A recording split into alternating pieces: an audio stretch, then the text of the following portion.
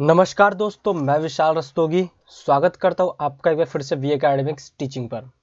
इस वीडियो में हम पढ़ने वाले जो हमारा दिल्ली डीएलएड एंड डीपीएससी का जो हमारा एंट्रेंस एग्जाम चल रहा है सेशन ईयर 2026-28 के लिए, इसमें हम केमिस्ट्री का चैप्टर शुरू करने जा रहे हैं आज। इससे पहले मैंने कंप्यूटर साइंस के जितने भी टॉपिक्स थे वो सारी वीडियो कवर कर दिए हैं, तो हमारे चैनल वी एकेडमिक्स टीचिंग पर इसको चेकआउट जरूर कीजिएगा। तो आज हम पढ़ने वाले हैं जो हमारा केमिस्ट्री का फर्स्ट चैप्टर है, एसिड, बेस एंड सॉल्ट। ठीक है, तो अम्ल, क्षार और लवण के बारे में पढ़ने वाले हैं। तो चलिए ये शुरू करते हैं। तो सबसे पहले हम जानते हैं अम्ल के बारे में, एसिड के बारे में कि एसिड होता क्या है। तो अगर हम बात करें एसिड की, तो एसिड यानी अम्ल जो होता है वो पानी में इसको जब अम्ल को पानी में घोला जाता है तो स्वाद में क्या होता है, खट्टा हो जाता है, खट्टा स्वाद पैदा करता है। ठीक है, और साथ ही साथ ये नीले लिटमस पेपर को लाल लिटमस पेपर में बदल देता है। इसके बारे में आपने पढ़ा होगा, 7th क्लास में भी पढ़ा होगा और 10th क्लास में भी पढ़ा होगा इसके बारे में साइंस की बुक में, कि जो अम्ल होता है वो क्या होता है, नीले लिटमस पेपर को लाल लिटमस पेपर में बदल देता है। ठीक है, अगर हम बात करें तो अधिकांश धातुओं के साथ प्रतिक्रिया करके क्या करता है, अम्ल हाइड्रोजन गैस उत्पन्न करता है। क्षार के साथ अगर हम अभिक्रिया की बात करें तो क्षारों के साथ प्रतिक्रिया करके क्या बनाता है हमारा अम्ल, लवण और जल बनाता है। जब अम्ल और क्षार आपस में प्रतिक्रिया करते हैं तो क्या बनता है, हमारा लवण बनता है और जल बनता है। ठीक है, जिसे हम लवणीकरण की प्रक्रिया भी कहते हैं। इसके साथ साथ हम बात करें तो वो हमारा आता है हाइड्रोजन आयन। ठीक है, पानी में घुलने पर क्या करता है अम्ल, हाइड्रोजन H+ आयन उत्पादन करता है। ठीक है, तो ये एमसीक्यू में जरूर पूछा जाता है कि हाइड्रोजन, जब अम्ल को पानी में घोला जाता है तो कौन सा आयन उत्पन्न होता है, तो वो हाइड्रोजन H+ आयन उत्पन्न होता है। ठीक है, अम्ल के प्रकार की बात करें तो अम्ल हमारा दो प्रकार का होता है, एक होता है हमारा खनिज अम्ल और दूसरा हमारा कार्बनिक अम्ल। खनिज अम्ल की बात करें तो हमारा हाइड्रोक्लोरिक अम्ल हो जाता है जो कि HCl है, सल्फ्यूरिक अम्ल H2SO4, नाइट्रिक अम्ल HNO3, ये सब क्या हमारे खनिज अम्ल होते हैं। कार्बनिक अम्ल की बात करें तो एसिडिक एसिड होता है CH3COOH। ठीक है, साइट्रिक अम्ल की बात करें तो C6H8O7। लैक्टिक एसिड की हम बात करते हैं तो ये हमारा आता है C3H6O3। तो ये सब हमारे क्या है, कार्बनिक अम्ल जाते हैं। ठीक है, अब हम बात करते हैं कि अम्ल का उपयोग होता कहाँ है। तो अम्ल का उपयोग बेसिकली हमारा कहाँ कहाँ होता है, एक तो हमारा औद्योगिक उपयोग में इसका औद्योगिक उपयोग है। ठीक है, उद्योगों में इसका उपयोग किया जाता है। अम्ल का उपयोग विभिन्न प्रकार के उद्योगों में किया जाता है, जैसे हमारा उर्वरक उद्योग हो गया, प्लास्टिक उद्योग हो गया और रसायन उद्योग हो गया। तो यहाँ पे हमारा यूज किया जाता है अम्ल का, एसिड का। घरेलू उपयोग में भी घरेलू घरों में भी उपयोग किया जाता है अम्लों का। ठीक है, सफाई के लिए, जैसे हमारा टॉयलेट क्लीनर हो गया, डिटर्जेंट हो गया, इन सब के उत्पादन में हमारा क्या अम्ल का इस्तेमाल किया जाता है। इसके साथ वैज्ञानिक भी इसका उपयोग करते हैं, प्रयोगशालाओं में विभिन्न प्रकार के वैज्ञानिक प्रयोगों में भी इसका उपयोग करते हैं अम्ल का। अब हम बात करते हैं कि अम्ल जो है, आपको पता है कि बहुत ही ये शीघ्र प्रतिक्रिया कर लेता है, कुछ कुछ ऐसे अम्ल भी होते हैं। तो इसको हमें बचाव भी इससे करना बहुत ज़्यादा जरूरी होता है, नहीं तो हमारे त्वचा को जला देता है। ठीक है, तो जलन अम्ल त्वचा, आंखों और नाक को जला सकता है, इसलिए हम उससे जब भी हम अम्ल का उपयोग करें तो इसे एक निश्चित दूरी बना कर रखना चाहिए उससे। उसके साथ साथ कुछ अम्ल क्या होते हैं, बहुत ज़्यादा जहरीले होते हैं। ठीक है, कुछ अम्ल जहरीले होते हैं। ठीक है, यदि हम उनको निगल जाए तो हमारे लिए गंभीर समस्या उत्पन्न कर सकते हैं, हमारे गला को अंदर से जला सकते हैं पूरा। ठीक है, धातुओं का क्षरण करते हैं अम्ल, धातु का क्षरण करते हैं अम्ल। क्या करते हैं, धातु को धीरे धीरे गलाने का काम करते हैं, वो धीरे धीरे गला देते हैं और फिर लास्ट में जाके वो टूट जाता है। ठीक है, तो हम इससे बचाव कैसे कर सकते हैं, खतरे तो है, तो सुरक्षात्मक उपकरण का उपयोग करना चाहिए, जैसे कि चश्मे, दस्ताने और एप्रन का यूज करना चाहिए जब भी हम अम्ल का उपयोग कर रहे हैं किसी भी काम के लिए। सावधानी बरतनी चाहिए, अम्ल को सावधानी पूर्वक सावधान संभाल के रखना चाहिए और बच्चों से तो दूर ही रखना चाहिए अम्ल को। तटस्थीकरण का उपयोग करना चाहिए, यदि अम्ल हमारी त्वचा, ठीक है, आपकी त्वचा या आंखों के संपर्क में आता है तो तुरंत पानी से धो लेना चाहिए। यदि आवश्यक हो तो इसके तटस्थीकरण का समाधान करना चाहिए और डॉक्टर को उसको जरूर दिखाना चाहिए। ठीक है, अब हम बात करते हैं अम्ल के बारे में कुछ रोचक तथ्यों की। ठीक है, तो दुनिया का सबसे मजबूत अम्ल हमारा कौन सा है, वो हमारा फेरो एंटीसोनिक एसिड। ठीक है, ये दुनिया का सबसे मजबूत अम्ल है, फेरो एंटीसोनिक एसिड। मानव पेट में हाइड्रोक्लोरिक अम्ल पाया जाता है जो कि भोजन को पचाने का काम करता है। ठीक है, अम्लों का उपयोग कहाँ होता है? एक बैटरी में भी उपयोग किया जाता है अम्लों का। अब हम कुछ रोजमर्रा की जिंदगी में आने वाले जो हमारे पास पदार्थ होते हैं जिसका हम उपयोग करते हैं, उसमें कौन कौन से अम्ल पाए जाते हैं उसको हम देख लेते हैं। तो नींबू की बात करें तो नींबू में साइट्रिक अम्ल पाया जाता है जिसका सूत्र होता है C6H8O7। ठीक है। संतरे में हमारा साइट्रिक अम्ल पाया जाता है, इसका भी वही होता है सूत्र। अंगूर में हमारा टार्ट्रिक अम्ल पाया जाता है जिसका सूत्र होता है C4H6O6। ठीक है। सेब में हमारा मैलिक अम्ल पाया जाता है जिसका सूत्र है C4H6O5। दही में भी हमारा लैक्टिक अम्ल पाया जाता है C3H6O3। संतरे में हमारा एसिटिक अम्ल पाया जाता है CH3COOH। टमाटर में हमारा साइट्रिक अम्ल और मैलिक अम्ल दोनों पाया जाता है। ठीक है। उसके साथ साथ हम बात करें तो अनानास में, तो अनानास में भी हमारा साइट्रिक अम्ल और मैलिक अम्ल दोनों अम्ल पाया जाता है। स्ट्रॉबेरी में हमारा मैलिक अम्ल पाया जाता है। पेट में जो हमारा पेट के अंदर जो भोजन पचाने का काम करता है उसमें हमारा हाइड्रोक्लोरिक अम्ल पाया जाता है। ठीक है। बैटरी में भी हमने पढ़ा कि बैटरी में भी अम्ल का उपयोग होता है। तो बैटरी में कौन सा अम्ल होता है? तो वो होता है हमारा सल्फ्यूरिक अम्ल। कार में हमारा हाइड्रोक्लोरिक अम्ल होता है और खाद के लिए हम नाइट्रिक अम्ल का उपयोग करते हैं। ठीक है। तो ये हो गया हमारा अम्ल। अब हम बात करते हैं क्षार के बारे में, बेसिस। ठीक है। तो क्षार क्या होता है? हमारा स्वाद में क्या होता है? कड़वा होता है। जब पानी में इसको घोला जाता है तो ये कड़वा स्वाद उत्पन्न करता है और ये क्या करता है? लाल लिटमस पत्र को ये नीला कर देता है। ठीक है। और अम्लों के साथ वही हमारा अम्ल के साथ अभिक्रिया करके अम्ल और क्षार जब भी आपस में अभिक्रिया करेंगे तो हमारा लवण और पानी जरूर बनेगा। ठीक है।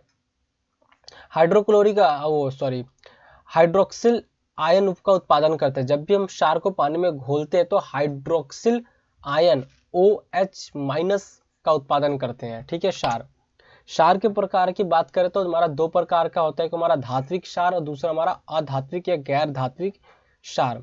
ठीक है। तो सोडियम हाइड्रोक्साइड हमारा एक धात्विक क्षार हो गया, पोटेशियम हाइड्रोक्साइड, कैल्शियम हाइड्रोक्साइड। ठीक है। ये सब हमारे क्या है? हमारे धात्विक क्षार है। गैर धात्विक क्षार की बात करें तो अमोनिया NH3, ठीक है, सोडियम कार्बोनेट Na2CO3 और पोटेशियम बाइकार्बोनेट CHKHCO3। ये क्या हमारा? पोटेशियम बाइकार्बोनेट है। तो ये हमारे कुछ गैर धात्विक क्षार के एग्जाम्पल है। अगर हम बात करें क्षार का तो हम उपयोग कहाँ करते हैं क्षार का? तो क्षार का उपयोग होता है हमारा विभिन्न कार्यों में, जैसे कि साबुन के निर्माण में, डिटर्जेंट और उर्वरक का उत्पादन में इसका उपयोग किया जाता है उद्योगों में। ठीक है। घरेलू काम के लिए भी इसका इस्तेमाल किया जाता है। सफाई उत्पादनों में जैसे नाली क्लीनर में, ठीक है, ओवन क्लीनर में भी इनका उपयोग किया जाता है। वैज्ञानिक भी इसका उपयोग करते हैं क्षार का अपनी प्रयोगशालाओं में विभिन्न कार्यों के लिए। इससे खतरा क्या क्या हो सकता है? तो वही खतरा है जो कि अम्ल में भी ज्यादातर हमको देखने को मिलता है कि त्वचा जल सकती है, आंखों और नाकों को भी जला सकता है क्षार। ठीक है। कुछ क्षार जहरीले होते हैं जिनको निगल जाए तो हमारे स्वास्थ्य के लिए गंभीर समस्या उत्पन्न कर सकते हैं। ठीक है। और धातुओं का शरण भी करते हैं। कुछ क्षार धातुओं के शरण भी कर सकते हैं, उनको पिघला सकते हैं, उनको गलाने का काम करते हैं। बचाने के लिए हम क्षार से बचाव के लिए क्या कदम उठा सकते हैं? तो हमारे पास एक तो होता है सुरक्षात्मक उपकरण का उपयोग करना चाहिए, जैसे दस्ताने हो गया, हमारा चश्मे हो गया, या एप्रन का यूज करना चाहिए। और सावधानी बरतनी चाहिए हमको। और बच्चों से तो दूर ही रखना चाहिए, क्षार हो या अम्ल हो या किसी प्रकार का कोई रासायनिक पदार्थ हो तो उसको दूर ही रखना चाहिए। बच्चों को पता नहीं होता है कि क्या चीज़ है ये। ठीक है। वो पानी समझते हैं हर एक चीज़ को, या पीने लायक का अगर लिक्विड है तो पी लेंगे उसको, उनको इतनी नॉलेज नहीं होती है, तो दूर रखना चाहिए। दूसरा हमारे क्या हो कि संपर्क में आने पर उसको हम पानी से धो लेना चाहिए और अगर ज़रूरत हो तो हमें डॉक्टर से ज़रूर दिखाना चाहिए। ठीक है। अब हम बात करते हैं कुछ पदार्थों में पाए जाने वाले हमारे जो क्षार है। तो बेकिंग सोडा आपने नाम सुना होगा, इसमें हमारा क्या पाया जाता है? सोडियम बाइकार्बोनेट पाया जाता है। बेकिंग पाउडर में सोडियम बाइकार्बोनेट और एक एसिड पाया जाता है। अंडे में भी हमारा क्या होता है? सोडियम और पोटेशियम पाया जाता है। केले में हमारा पोटेशियम होता है, पालक में पोटेशियम पाया जाता है, नारंगी, ठीक है, इसमें पोटेशियम पाया जाता है, दूध में कैल्शियम, दही में कैल्शियम और बादाम में भी कैल्शियम पाया जाता है। अगर हम साबुन की बात करें तो साबुन में हमारा कौन सा क्षार पाया जाता है? Sodium hydroxide NaOH। डिटर्जेंट में हमारा सोडियम सोडियम हाइड्रोक्साइड ही पाया जाता है।